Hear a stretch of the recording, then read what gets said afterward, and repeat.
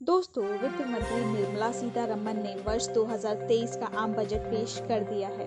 इस बजट में उन्होंने बड़ा ऐलान करते हुए 7 लाख रुपए तक की कुल कमाई करने वालों को बड़ी राहत दी है। इन लोगों को अब कोई टैक्स पे नहीं करना होगा। इसके अलावा इनकम टैक्स स्लैब की संख्या भी घटाकर 5 कर दी गई है।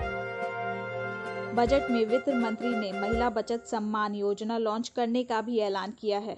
उनका कहना है कि इससे महिलाएं बचत के लिए प्रोत्साहित होंगी। इसके तहत 7.5% का सालाना ब्याज मिलेगा। किसानों के लिए भी वित्त मंत्री ने श्री अन्न योजना लॉन्च करने का ऐलान किया है। इसके तहत मोटे अनाज के उत्पादन को बढ़ावा दिया जाएगा। वित्त मंत्री ने बजट पेश करते हुए कहा कि दुनिया में मंदी के माहौल में भी भारत की आर्थिक ग्रोथ 7% तक रहने का अनुमान है। यह भारत के लिए बड़ी सफलता है। I propose to increase the rebate limit to 7 lakhs in the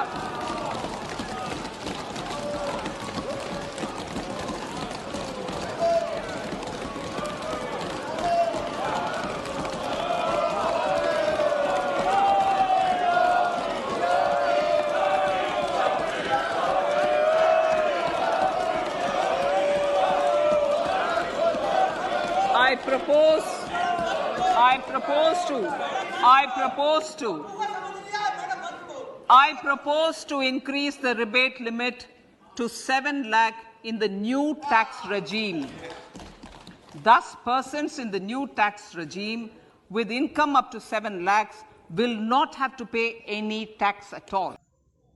उन्होंने कहा कि देश की इकोनॉमी का आकार बड़ा है और हम दुनिया की 5वीं सबसे बड़ी अर्थव्यवस्था बन गए हैं। वित्त मंत्री ने कहा कि यह अमृतकाल का पहला बजट है। बीते कुछ सालों में हमने इकोनॉमी को मजबूत करने के लिए जो नींव रखी थी, अब उस पर मजबूत इमारत खड़ा करने का मौका आ गया है। Now I come to what everyone is waiting for. Personal income tax. I have 5 major announcements to make in this regard. These primarily benefit our hard-working middle class.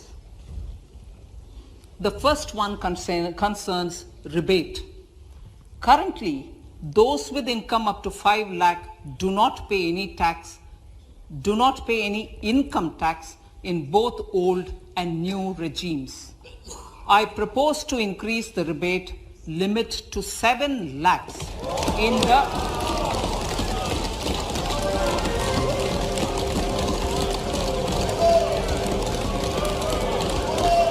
capital outlay of 2.40 lakh crores has been provided for the railways. वित्त मंत्री ने पहले श्री अन्न योजना शुरू करने का ऐलान किया है। इसके तहत बाजरा, ज्वार, रागी जैसे मिलेट्स के उत्पादन के लिए किसानों को प्रोत्साहित किया जाएगा। इसके अलावा मिलेट्स संस्थान की भी हैदराबाद में स्थापना की जाएगी। बजट में रेलवे के लिए 2.4 लाख करोड़ रुपए आवंटित किए गए हैं। वहीं अर्बन इंफ्रास्ट्रक्चर के लिए हर वर्ष 10,000 करोड़ रुपए की रकम जारी की जाएगी।